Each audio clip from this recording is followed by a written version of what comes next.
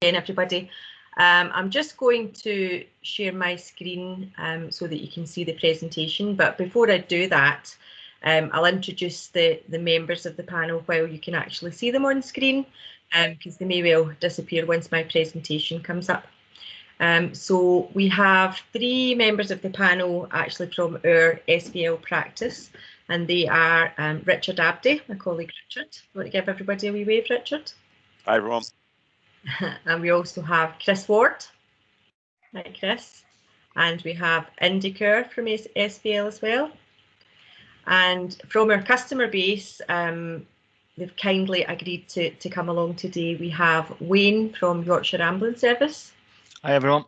We have Sean from ACCA. Hi, everyone. And we have Nicola Rose from BTEE. Hiya. Good of you to come along, Nicola. So Nicola isn't actually a direct customer of SVL, but she is a nice customer and has kindly agreed to come and support today's event. So there's still some people coming in. So okay, so if I just share my screen, presentation. Okay, can everybody see my screen? Richard, can you see my screen? Yep, I can see it, no problem at all. Great. So today's event is a follow-on from a previous event that we hosted back in, I think it was June time, and that was entitled Planning for the New Norm. And we said at the time we would have a follow-on a bit further down the line. I don't think we all knew where we would be, if we would have progressed any in this situation or not. It feels that we did, and now we're sort of going back the way, but that's another story. But we're going to talk about how things are within organisations now living in what we term the new norm. So I'm Anne Holmes, and I'm an account director with SVL. We've also got Paul Gray, our marketing manager, who's in the background doing all the difficult bit today. So Paul takes care of all the production, making sure everybody can join us, and monitoring the chat function for people's questions, etc. And I've already introduced the panel to you. So at the end of today, we will allow some time for questions and answers. And it would be brilliant if some of you could ask some questions. And if you're brave enough to put your camera on and come on screen and ask the question of the panel, we'll endeavour to answer your questions. If we run out of time and people still have questions in the chat function, we will record a follow-up session and get that to you with answers to your questions. Last time we had loads of questions, and we did exactly that. We had a follow-up session just to cover off the rest of the questions. So just a bit of housekeeping. If you're not a member of the panel, if you could keep your camera and microphone off for now and use the chat function to communicate with anybody if you have any questions or any issues. As I said, it's Living in the New Norm is the title of today, and it will take the form of a panel discussion, and that panel discussion will be based on the survey results from a Survey Monkey that we sent out along with the invites, and we've had a really great response to that, which is brilliant. We also have a LinkedIn group that some of you are already members of, but if you wanted to join, that's the details of the LinkedIn group there. We try to share content there and share information with that group and use it very much as a networking vehicle for us all. So the key takeaways from today, I won't read through them all, but we want to just talk about what's happening now in organisations. Are people returning to work? Are they still working from home? Is it a mixture of both in some instances? How are you managing sort of the flexibility and fairness around that, with having to sort of maintain social distancing if it's in the office, for example? And are the planning processes still working well with this sort of new way of working, or what sort of changes are you seeing there? We'll also talk about sort of employee engagement and morale and how that's been impacted by the all in today. So the members of the panel from SVL, we all form a WFM practice, WFM and EEM practice, We've been building that now for a couple of years. And what do I mean by a WFM and EM practice? We want to differentiate ourselves from other sort of just vendors and resellers in the market, in that we want to provide a full sort of wrap of service and support. And that includes sort of consultancy and training and support on the application, etc. And we've been building that practice, as I said, for a couple of years now, and it's going really, really well. We've got some great customers who've came on board and joined us, and it's all based around these 4 pillars of trust, experience, reputation, and approach. And I'm happy to say that seems to be working really well. So I had a wee look. Last time I had some company experiences of what they were finding back at the beginning of lockdown and what their sort of plans were going forward. So I've gone and looked for some quotes from today's world and what people are kind of doing now and intending to do in the near future. So I picked sort of large organisations deliberately just to see what they're thinking. Are they planning the same as we are? So just an example, Netflix are saying that employees will return to the office once a majority of people have been vaccinated against COVID. So we don't know when that's going to be. So that could be quite some time before Netflix are back in the office. Spotify are saying they'll encourage staff to work from home until at least 2021. That's actually the case with lots of organisations that they're saying this year they won't go back to the office, but hopefully next year, the early to mid of next year, people will go back. And that includes Google, who think that people work from home until at least July 2021. Facebook, they're saying the company's workforce of 45,000 people could work entirely outside the company's offices in the next 10 years, which I was absolutely amazed to read. So that'll be interesting to watch. And Twitter are leaving it pretty much up to the employee. So they're having a sort of hybrid way of working where some people prefer to work in the office and some people prefer to work at home. From our own perspective, SVL, we're all still working from home, and that's what we intend to do for some time to come until we know what's going to happen and the situation sort of settles down, hopefully, and we get back to a new norm at some point, hopefully next year. So today is all based, as I said, around a panel discussion based on survey results. So the first question in the survey that we asked was, what percentage of your workforce remain with at least some element of working from home? So I'd like to put that across to Nicola, if you don't mind, Nicola, if you would like to answer this question. As you can see, 77% of people who answered the survey, of the people who answered the survey, 77% are still working from home or having an element of working from home. So what's your experience in BTE, Nicola? What's the situation there?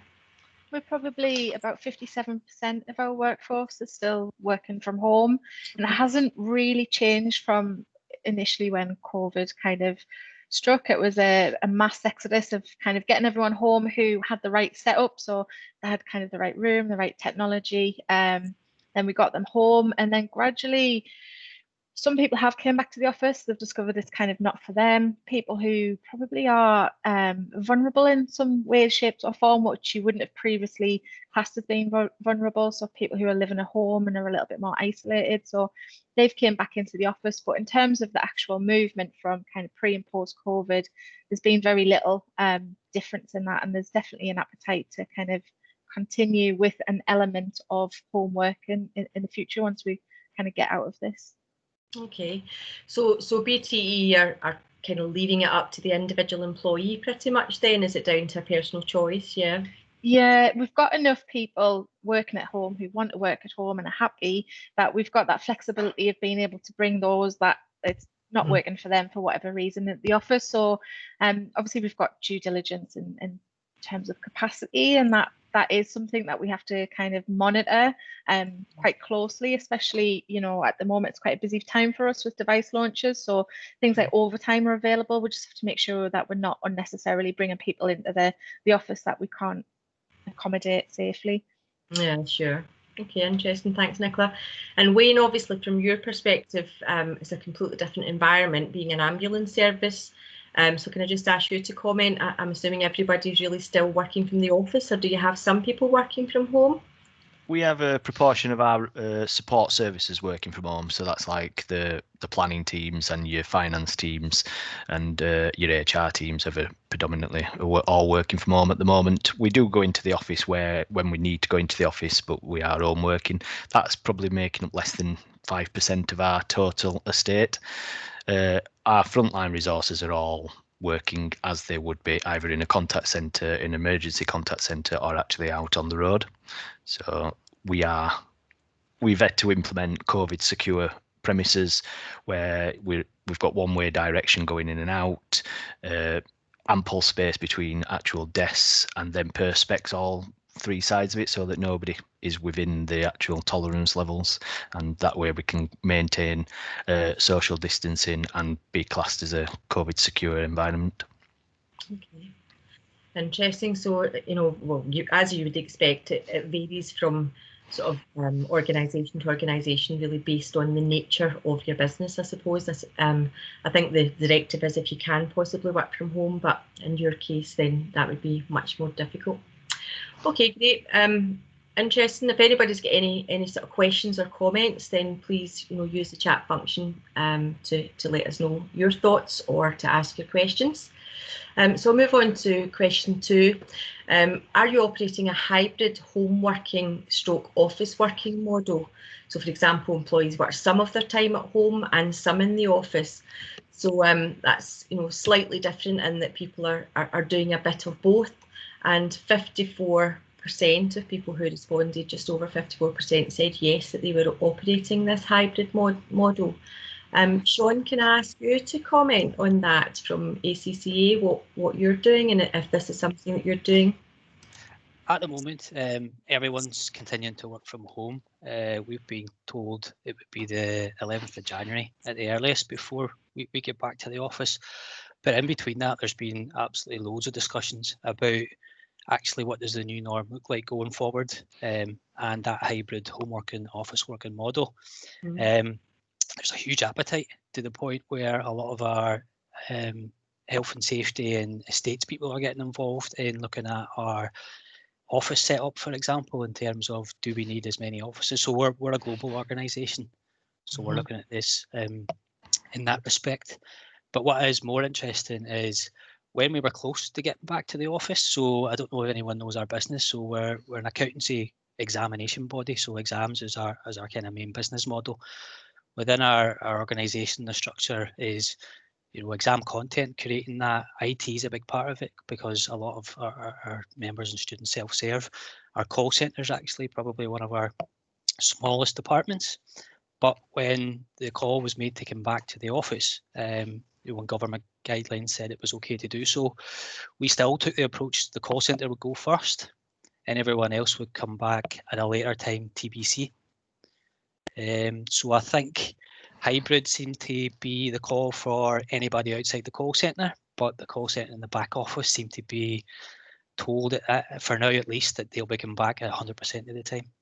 Oh, and there's loads of issues to deal with that, which I'm sure we'll cover later on in the discussion.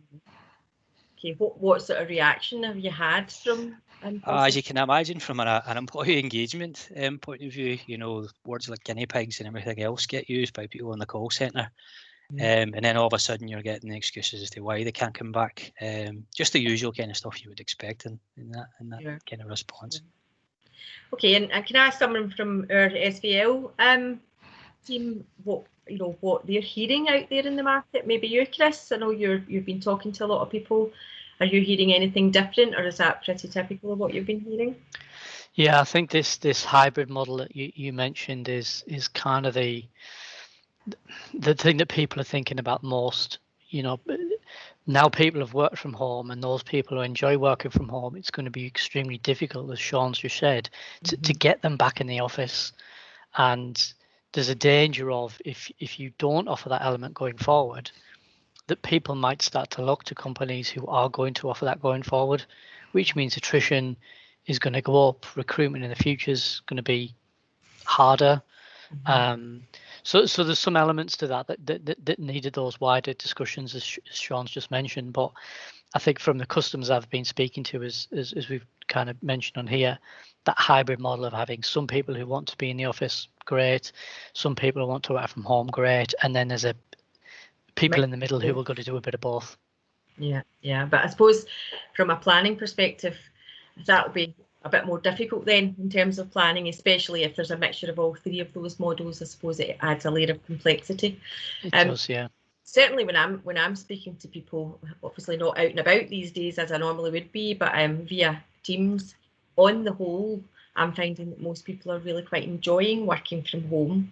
But a few people are saying they would quite like a mixture of both. And I have to say, I feel that way myself personally. My job, I'm used to being out and about meeting people a lot, and I'm certainly missing that interaction, albeit I have a lot of interaction with people via Teams, etc. But I don't think you can really account for the sort of face-to-face interaction that I was used to. So a mixture of both, I think, would be good for me, but it's down to personal preference. There are other people, as we said earlier, vulnerable people, or they just don't have the environment where it's good to work from home, and they would rather get into the office. So I don't think these results overly kind of surprise me. Okay, so moving on. How difficult is the ongoing planning of employees ensuring social distancing and safe working alongside fairness and employee engagement? Bit of a mouthful and a lot there, but I think just what we were saying, the actual planning from a planner's perspective is going to be a bit more complex when they've got to take all of these things into consideration. Nicola, we'll come back to you on that one and get your thoughts on it, if that's okay. Yeah, so I mean, there's a lot of things in here really. So having kind of a split workforce, it just puts into question, is your traditional kind of model and setup right? So some of the things that we're kind of exploring at the moment is, does our shrinkage and conformance kind of model work with a home working setup? And what we've done with that kind of thing is we've introduced different employee and engagement measures where people can kind of organise their day a little bit around them, because it's very different working at home to being in the office. And then the other thing was really just around kind of that team engagement and team intactness piece. So at the moment, we're in a situation where you may have a couple of people in the office, but the rest are at home. And how does a team manager kind of relay that? So that they do kind of make best use of technology, so things like Teams, but we've actually had to review our whole coaching structure. So what we would do is we would always pre-plan a team leader and their advisors kind of coaching session, so that was booked in for the month. They knew the time and the date. But actually now what we're allowing is our team managers to do that much more on an ad hoc basis, because you are having to interact with people differently, and there is kind of a little bit more of kind of fluctuation in the day, in the sense that you can't see people to see if they're okay or not. So we're just trying to really tailor things as much as we possibly can around kind of the situation that we're in, I guess. But it is throwing into question kind of, have we got the right setup moving forward? And that's probably proven quite difficult, because we don't know kind of what the future looks like and what the new normal is really.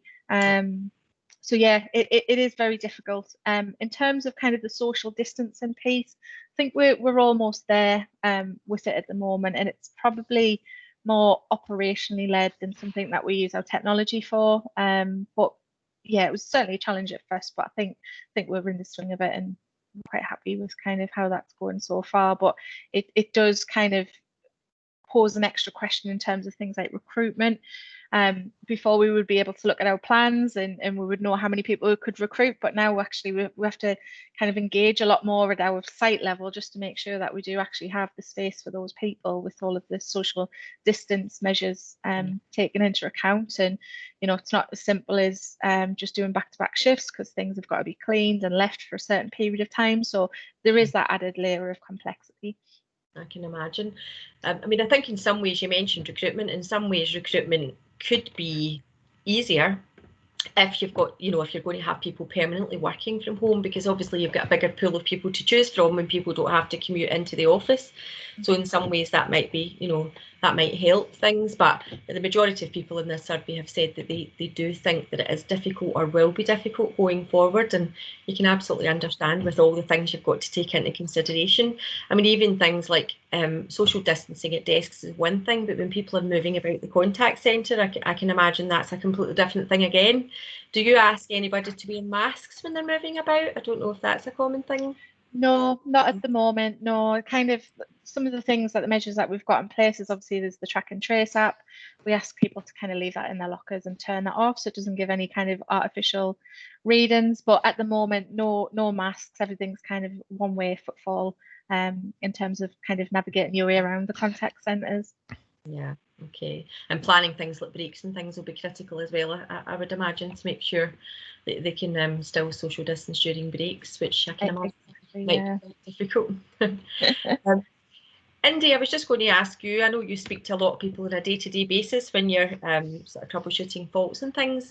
Do you have any sort of views on this from people you've been speaking to?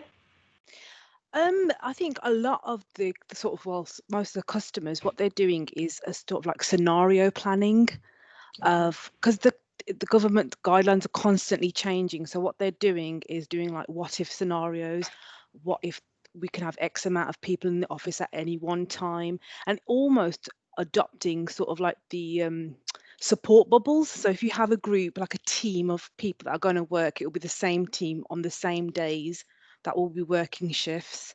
Okay, right. So they're in their own bubble to try and so they're kind of adopting that the government sort of guidelines of keeping your bubbles, because obviously once you got people back in the office, they are going to want to interact with one another, and it's going to be hard to sort of distance themselves, when you haven't seen your work pals for such a long time. So that's one of the scenario plannings that I have seen. Okay, interesting. Good. Thank you. Thanks, Cindy. Okay, move on just in the interest of time to the next question. So the question was, my organisation's processes and technology for planning and scheduling continue to support requirements living in the new norm, allowing me to schedule safe working whilst providing employees autonomy. Now, from the results that we've seen, most people agree with that, which is great. So it sounds like, on the whole, people are finding that the technology is supporting the new way of planning. A few people strongly agreed, and there were not that many people that disagreed with that. So that was quite positive to hear. Wayne, if I can come across to you and ask what your sort of thoughts and experiences are. Because we are predominantly still in the office, it's the basic planning techniques. Where the technology didn't actually work for us was the capacity of the desks. So we could plan with the technology of the amount of heads that we actually needed to be able to fulfill it, and then we had to make sure that we could understand how we can physically get that space, because obviously we had to turn from let's say we had 100 seat desk capacity. Well, we lost 50 desks straight away, but we might have needed 100 desks occupied. So we then had to go out and actually identify different areas of the business to be able to reoccupy so that we could get that space. And that was one of what I did like about the data structure of NICE was I was able to actually get everybody out of the back end so that I could then map that into a proper desk capacity model so that I could actually see exactly where people were going to be at what time. Sure. And yeah, no, I can see. So your sort of problems and issues and difficulties are slightly different from other people's. It's actual capacity because you are bringing everybody, sort of, or keeping everybody working That's from it. the office. So we recruited an additional just short of 200 heads during the pandemic to be able to fetch in. So capacity has been one of our biggest challenges throughout this year, and obviously trying to predict what's going to happen with the public. But the technology from a scheduling point of view and forecasting point of view has supported as the biggest challenge was the physical capacity. Sure, great, thanks very much, Wayne. And Sean, from a different perspective, obviously, with you having most people still working from home, are you finding any issues with the technology? The biggest challenge has been just the change in the government guidelines and keeping up with those. But also, I think internally ourselves, at the start, we closed our phone lines completely for a month. We only brought the phones back up in May, and then we started to play around with our opening times. So there was challenges within scheduling and planning all of that, and basically trying to kind of keep up with the government guidelines at the same time, because what was happening is we were planning a lot because they're so close to the wire in terms of the announcements, and you've got to schedule people 4 weeks out, or in our case we like to do it 6 weeks out to give them plenty of notice. So you've got all those schedules ready to go, and then the guidelines would change and you have to go back and change all that. So that's a massive challenge. And then obviously forecasting itself has been huge for us, because our exam model is people sitting in exam centres, and obviously that couldn't happen. So we quickly had to bring things forward from our IT roadmap, so exams at home. And it wasn't 100% operational at the time, but we had to do it from an income perspective and launch it, which meant, you know, it was brand new to our customers, it was brand new to our advisors.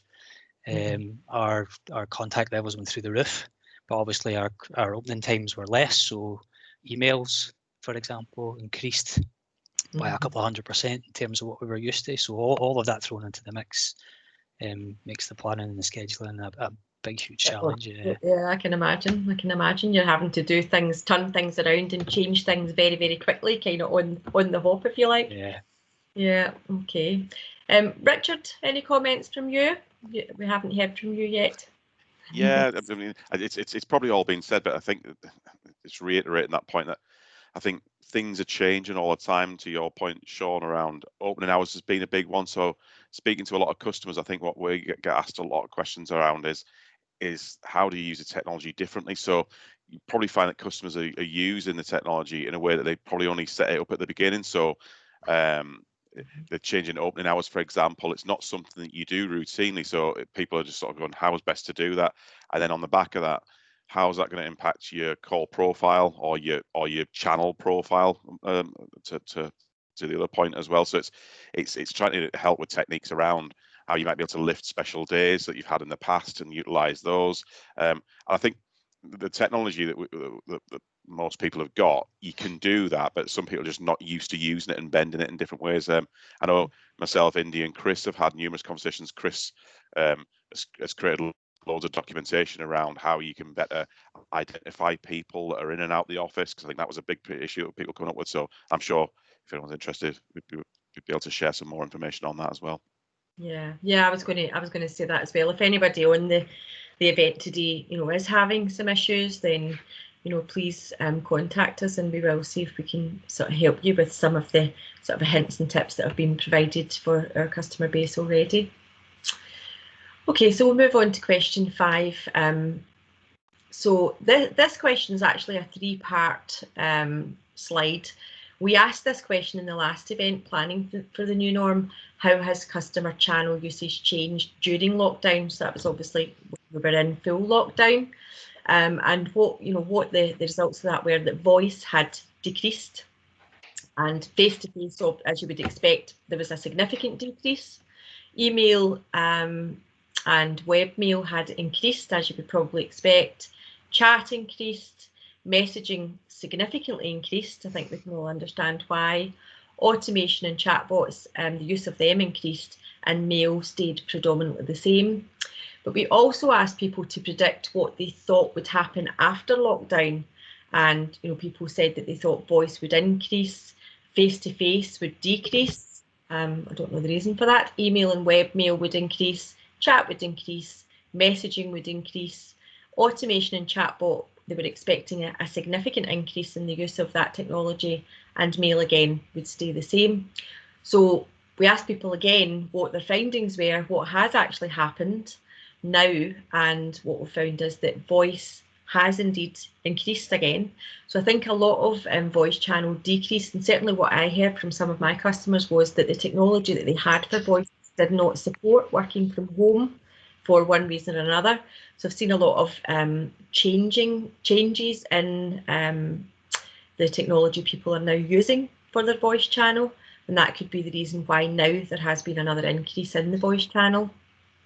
Face-to-face, as you would expect, is still a significant decrease because nobody's going out and meeting people face-to-face.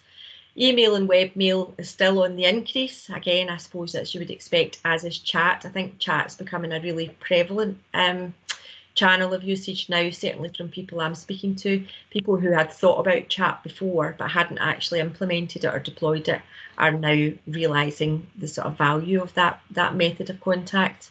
And messaging and chatbots and mail all seem to have sort of stayed the same. So that's kind of what the people certainly who answered this survey have said. So again, if I could maybe come back to yourself, Sean, we'll go with you first, and what's your experience within ACCA with channel usage and how it's changed? So because we're global, we've got a preference anyway for email, sorry. Yeah. Just because English isn't a lot of people's first language, they prefer to go down that route along with web chat. And because of our opening hours as well for calls, we've when we opened those back up, we're only operating from 7 a.m. to 8 p.m. UK time, but that was a transition to that. We first opened up 9 to 5, which didn't suit our customers out in the east, for example. So we've seen a big shift in that case to email. So our email went up by 200% over a period of a month in September, for example, when our exams were taking place. And it's interesting because a lot of people have issues where they need an almost immediate answer, but they're still, moving to email instead of voice. I guess that the opening times is probably the main reason for that, but also, we don't service our web chat as much as we probably can.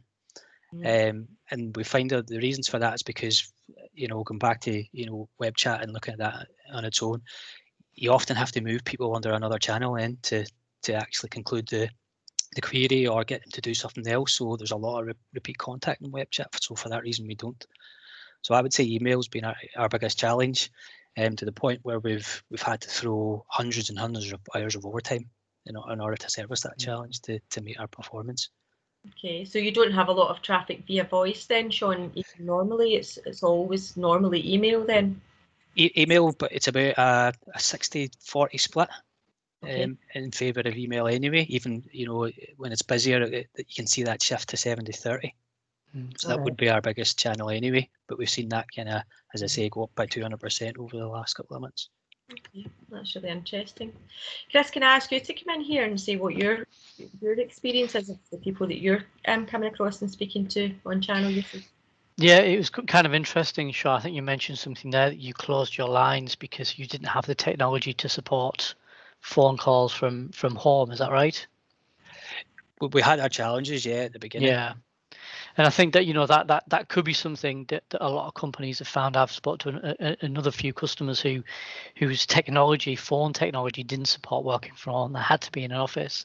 And the interesting thing is that's forced customers to interact in a way which is now becoming the kind of the accepted way. So going back to something Sean mentioned there, your email jumped.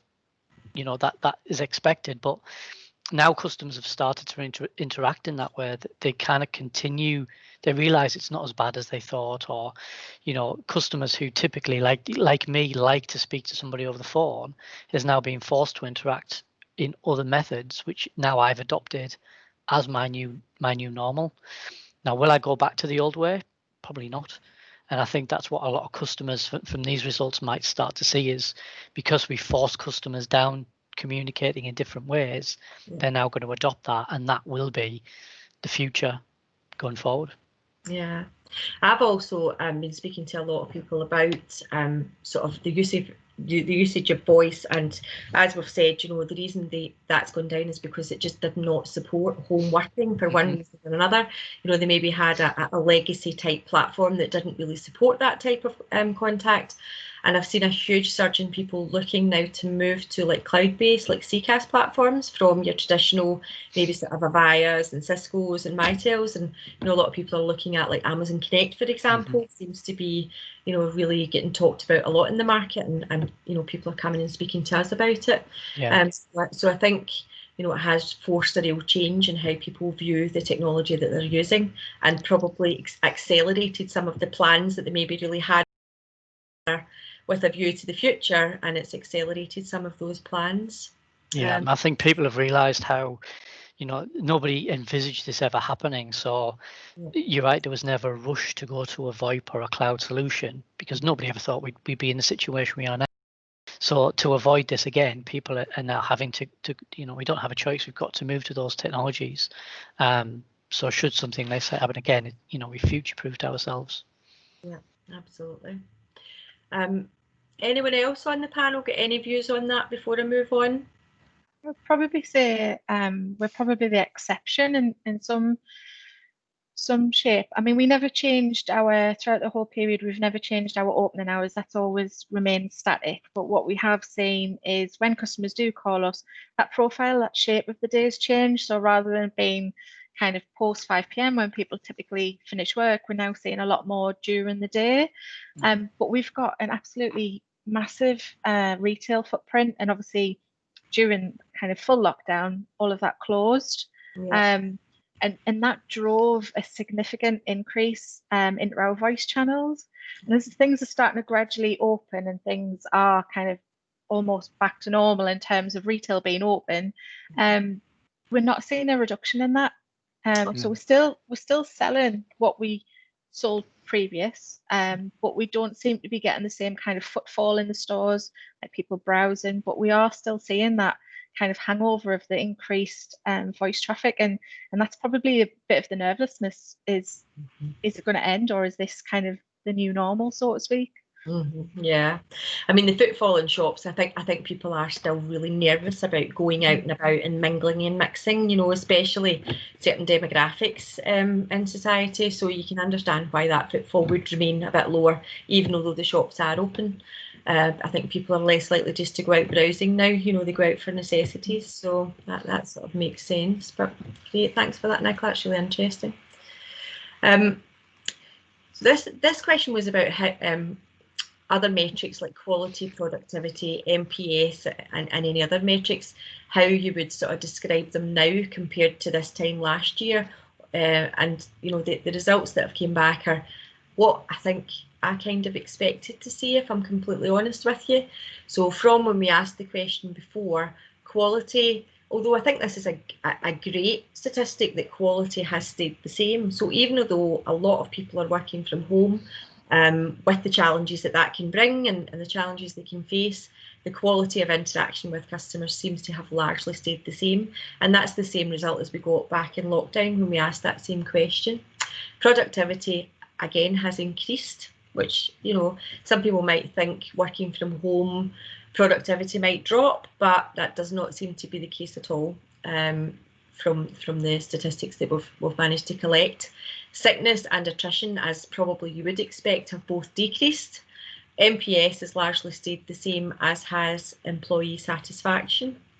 Can I just ask, who will I ask? I'll ask Sean this time again, what your findings are in ACCA, Sean, with these other metrics? Yeah, so the productivity one's quite interesting for us. So we've actually decreased, and that's part of the challenge about getting our call centre back in first, because everything else has had an impact around NPS and CSAT as a result of that. We've seen it at the start, and we thought it would come back to normal activities, but it just hasn't. So you're adding 100 seconds onto your AHT for calls. You're adding the same again onto your average task time for emails. And we're just not seeing it come back, and we're relating a lot of it back to system issues at home, which are difficult to quantify. In terms of everyone's got different levels of speeds of broadband and that type of thing, so it does provide that challenge. Sickness at the start was very low at the start of lockdown, but we're now seeing that creep back to normal levels, similar to attrition. So nobody was leaving at the start, but actually we've caught up on our year in the last month. We've seen quite a lot of people leave. We've actually seen a few leave on the back of the conversation we had earlier about not having that hybrid model for home working available to our contact centre. We've actually seen a few people leave on the back of that. Similar with our CSAT, so obviously took a big nosedive at the beginning. Sorry, the opposite. It was okay at the beginning because customers were more sympathetic. Then it took a big dip in the middle. it's never quite recovered to pre-lockdown levels, but it's not as bad as it was when we seen that big dip. So yeah, there's challenges in all of that for us, to be fair. Yeah, I can imagine. Wayne, from an ambulance service perspective, how do you see these metrics? Are they largely the same, or have you seen any changes? The quality's maintained the same. Productivity, we've seen a decrease in productivity due to the sheer volume of calls that we actually were receiving and AHT going up and people needing natural breaks. Sickness has followed the curvature of the COVID, to be perfectly honest. So when COVID really hit back in the first part of lockdown, we did see a significant increase in our sickness, and then over the summer months it dropped off quite a bit, and now it's starting to come back again as COVID's starting to come back. As attrition halved, which was fantastic for us, running at around a 40% attrition rate with us being an out of hours provider as well. To see half, we were quite astounded, and it's not the norm. So then I had to reduce all my plans from a budget point of view. So to make sure that I'm not over establishing, but again at the same time, over establishment is good at this moment in time because the volume continues to rise, as in the front end volume, because behaviour of the public stopped rocking up at different endpoints, like EDs, for example. So the only avenue they had was actually to be calling 111. Okay. So we saw a significant increase, and it's starting again. But from an employee satisfaction, that's just gone out, so I can't really comment on that as well. So. Okay, sure. Thanks for that. I'm just looking at the time, thinking I need to sort of crack on a little bit. Well, I didn't actually go through the stats. Oh, I did. Sorry. I'll move on to the last question. How would you rate employee engagement in your organisation currently? So it was out of sort of 5 stars, and the average was just below 4. So not perfect, not ideal, but not as bad as it might be, I would say. Indy, has anybody spoken to you about sort of employee satisfaction, employee engagement when you've been having conversations? I think a lot of the team leaders are finding it difficult to try and engage and motivate staff because they're all working from home, but I think the more conversations they have with staff, and they're organising regular team meetings in the schedules now, you can see that they're blocking out lots of chunks of times to have these team meetings with them and to talk to them. I mean, I work from home. I've been doing it for years now, and it can be quite isolating. So when all of SVL sort of went working from home, it was brilliant because in the mornings we'd have our conversations, our team scrums, and you're seeing a lot more of that now. Yeah, I that's actually what I was going to say. People that I've been speaking to, and I'm sure Richard, you'll attest to this. So Richard works from home, and I largely worked from the office when we weren't travelling. And most of the communication Richard would have would be with me on a daily basis because we worked quite closely together in our roles. But now I think, well, Richard, I'll let you say what your findings have been. That's completely changed for you now, hasn't it? You don't just have to put up with me now on a daily basis. Yeah, I think it's I'm like Indy, used to working from home, but it's a different kind of working from home when your whole organisation is. And you've got a lot more meetings going in there. I think before we joined this call, we were talking about the amount of meetings that have gone into people's diaries now. And actually, some people are starting to measure them because it's on Teams. It's a lot more visible to IT teams how many meetings are taking place in organisations. But yeah, I think the engagement thing for me, it's obviously something that I'm passionate about for those that know me. And so I think it's a huge opportunity for companies and organisations. I think that hybrid model is just part of it. I think we can redefine how we engage with employees as we move forward in the new norm. Yeah, I agree.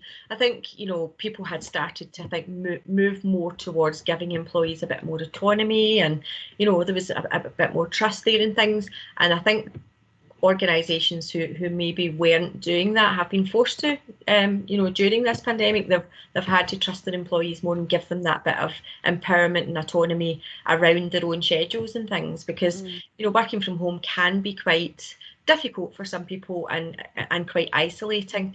So they might have to plan their breaks differently, you know, and have breaks when and as they need them, as opposed to when they're told they should have them. And you know, that's the kind of things that I've been discussing with people, and changes in employee engagement. But for me, it's all about communication and regular communication with people. And I think, Indy, as you said, you know, we're all doing these scrums in our own individual teams now on a regular basis, and that can only be a great thing, I think, for the people who were used to working from home, who maybe didn't have that as regular interaction. And as you know, we have full company updates on a fairly regular basis as well, which is great to be able to see everybody, because even when I worked in the office, I didn't see everybody. So now I can see everybody on screen at the same time, which is quite a nice thing. Any other comments from any of the panel before I move on? No? Okay, great. Hopefully there's lots of questions coming in the chat, people, comments and questions, because I'll be inviting people shortly to come on screen and ask their questions. So obviously this isn't a sales opportunity, but I just wanted to mention that currently we have an exclusive offer from NICE, who are one of our partners. So anyone that knows us well will know that our practice is agnostic and that we sell NICE and Calabrio WFM, but NICE have come up with a fantastic offer for us. So if anybody is thinking of change, or their current technology isn't working well for them for whatever reason, and if they would be interested in finding out about what this offer is, then that would be great. Come and speak to us. And actually today, I don't know if any of you have noticed on LinkedIn, we've been working with a new organisation on our sort of LinkedIn advertising. So I just wanted to share this little link for you, if I can get it to work, because I think it's really impressive. Just bear with me 2 seconds. So my colleague Michelle had shared, put this on LinkedIn today, and the rest of us, I think, have all shared it now. So this is just talking about sort of the offer that we have currently in place. So I think it's really impressive, some of the animations. I just wanted to show off about it, probably. It says, do you use AI and automation to plan your workforce? So there are companies out there that we speak to regularly who are maybe using a more basic planning tool, if you like, in comparison to the likes of NICE, which is, you know, the market leading tool. And if you move on, it says, no, well, here are 4 reasons why you should start thinking of switching to a workforce management solution if you don't have one, or, you know, maybe a better one, even if you do. So forecast accuracy and schedule efficiency, which is obviously key to the whole planning cycle, to help empower and engage your employees, as we've just been discussing, to support the home office and hybrid working models, which I think some of the sort of lower end planning tools, I know people are really struggling with that and finding it very, very difficult to plan using the technology they have. Obviously, ultimately to deliver exceptional customer service. So you could switch over to a market-leading cloud-based WFM solution, and we can make that easy for you. So just come and talk to us. But really, I just wanted to show off the actual animation itself, because we're quite impressed by it. Okay, so moving on. Also, I wanted to mention the NICE user group conference that's coming up very shortly. It's on Tuesday the 20th to Thursday the 22nd. It's obviously a virtual event this year, as opposed to on site. They're always fantastic events, the NICE user group events. They're always really interactive, and you get to meet, you know, lots of other other NICE users. Yes, I got my goodie box today as well, Richard, from NICE. Very nice. We all received, if you're involved in the Nugget, have registered for it, we received a box with some beer, a mug, some coffee, some biscuits, and a little beer bottle opener, which was a nice surprise today. I thought I had ordered something off of Amazon that I'd forgotten about when the manager surprise. So if you haven't already registered, folks, I would urge you. It's only for NICE users, I should stress, but if you are a NICE user, I would urge you to register for the user group conference. Also, Calabrio, who are the other partner that we work with, they have their Calabrio Customer Connect conference. We were there last year in person. This year again, it will be a virtual event. and it's Tuesday the 27th to Thursday the 28th of October. So anybody who is either a Calabrio user, or I suppose anyone even who's interested in that technology, could register for it. There will be a lot of talk about how they have integrated the, as we knew it, Teleopti workforce management solution into the Calabrio suite. The new solution will be called Next Gen, as far as I know, for the foreseeable future, and they'll talk about the full sort of WFO suite that's available in and around the workforce management tool. So again, I would urge you to register for that. So I've kind of talked enough, and it's your turn now. Paul, can I hand over to you to invite people on to ask some questions, maybe? Certainly. Great chat function again, guys. Thanks very much. This particular group always seems to stimulate debate. So there's 3 people that have asked some interesting questions. I'd like to invite them on. First of all, Lisa from Direct Line Group. You've asked a couple of questions, so it might be good to pose them in person. I know you've had some answers from the panel themselves.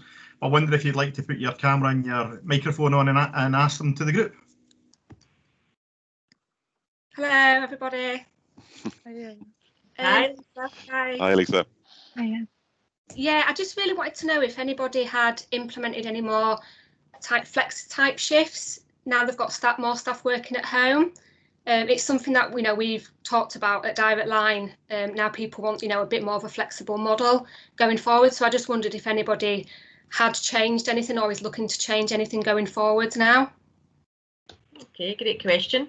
I can maybe ask Nicola, could you maybe respond to that? Because I know that EE already do a lot around flexible working, but has that changed at all? Yeah, no, it has. It's to be honest, we've done quite a lot over the last few months and kind of really taken our people on a journey with us. So prior to kind of COVID and everything that happened, we did offer flexi time. So that was already available. And then when kind of COVID came and we had the whole hope of working from home, people had different requirements with childcare or other commitments, because obviously everything was impacted. So we had quite a good response about split shift working. So split shifts working, something that we've introduced.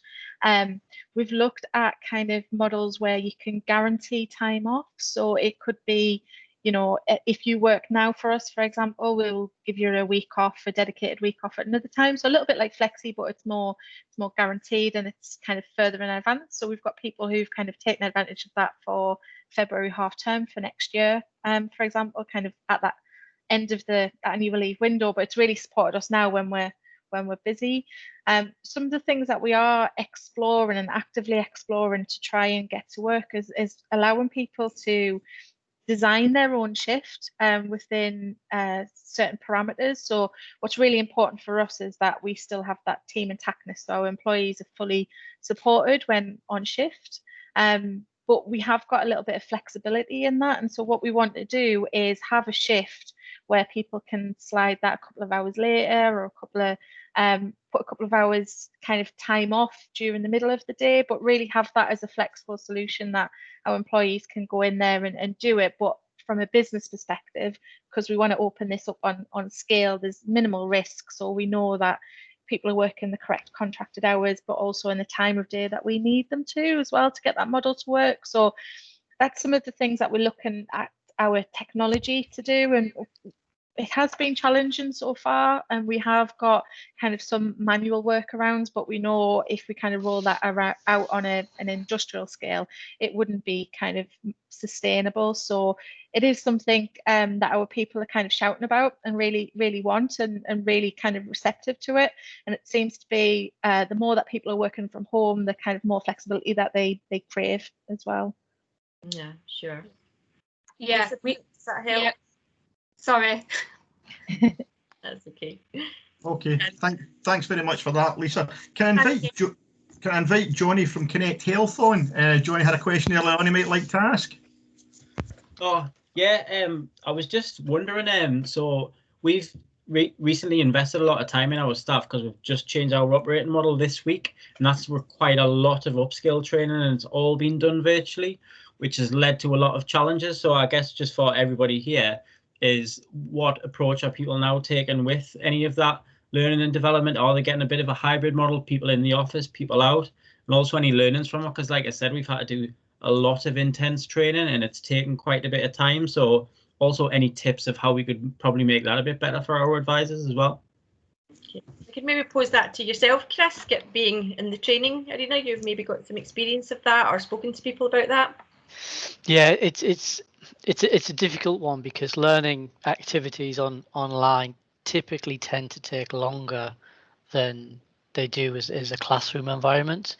So it's kind of considering the impacts of delivering that training and extending or increasing your offline time to accommodate these kind of sessions. Hopefully there's a trade-off somewhere in your attrition or your absence that you can stretch that a little bit. But having said that, there are a lot of customers, and actually some customers who have actually been home working even prior to lockdown. They're dedicated to home working. Their employees all work from home. They don't have any offices, and all of their kind of onboard training is done remotely. So it's kind of building that material to reach those remote workers, maybe into smaller chunks rather than trying to do big 8 hour lots of training.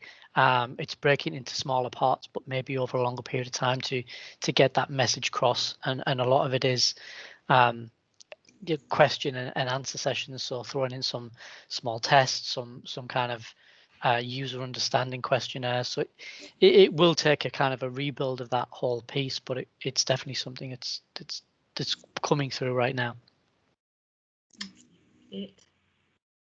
Thank you. Thanks very much. And last, as we head towards the hour, we can make this last as the last question from the external. Becca from Deliveroo, I don't know if you'd like to put your camera and your mic on and ask a question. Yeah, sure. Hi everyone. I'm going to keep my camera off. Working from home, I'm still in my pajamas.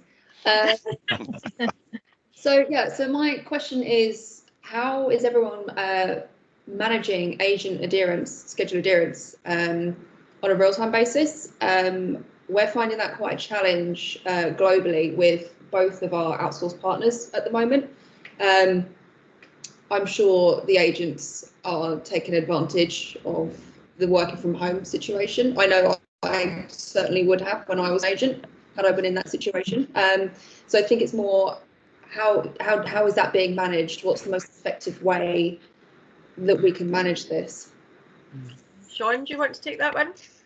Yeah, that's been a similar issue for ourselves as well. And what we've tried to do is get the managers more involved in this. So, we were finding at the outset, the conversations weren't suited for someone from a planning team to start approaching people about things like this, in terms of maybe why they were away from, their schedule in terms of what they should be doing. So we've worked a lot with the managers up to now to have those conversations. We've stepped right back from a target, so we don't press the target on that, and we haven't done over the period of lockdown.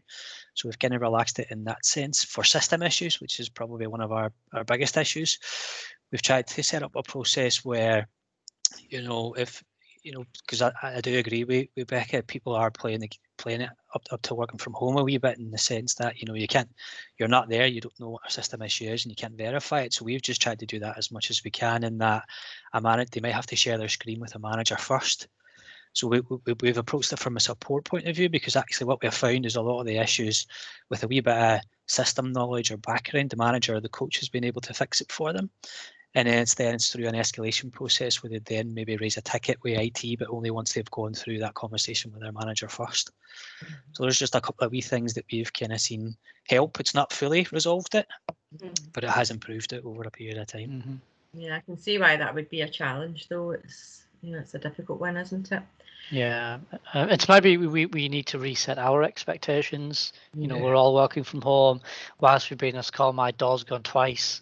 Luckily, there's somebody here to answer it. But if I'm at home by myself, those kind of things are distractions. So it could be that we have to rethink our expectations of our employees and realise that there are distractions that they'll never get away from. Yeah. Absolutely. Okay. Well, listen, thanks everybody for asking questions. That was great. We've not got time for any more, unfortunately, but what we'll do is we'll review the chat function. So feel free to keep asking questions using that chat function, and if need be, we'll record a separate session and we'll certainly get that back to you. But I've really enjoyed today. Hope you all have too. I'd like to thank again all of the members of the panel for the contribution today. It's been really great. And thanks very much for all the audience for joining us. And I hope you all stay safe and well. Thank you very much. Thanks.